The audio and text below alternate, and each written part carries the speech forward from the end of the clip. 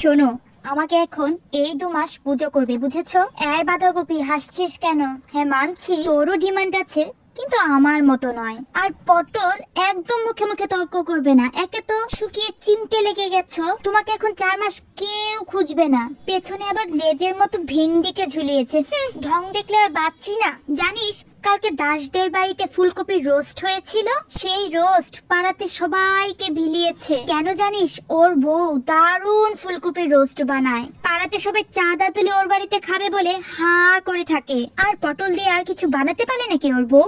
এক চিলটি পটল দিয়ে কেউই কোনো কিছু বানাতে পারে না।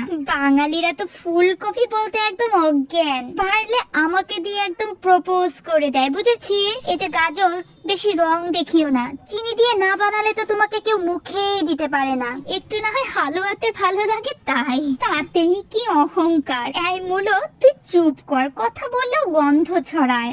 একটা ফালতু মেটেরিয়াল।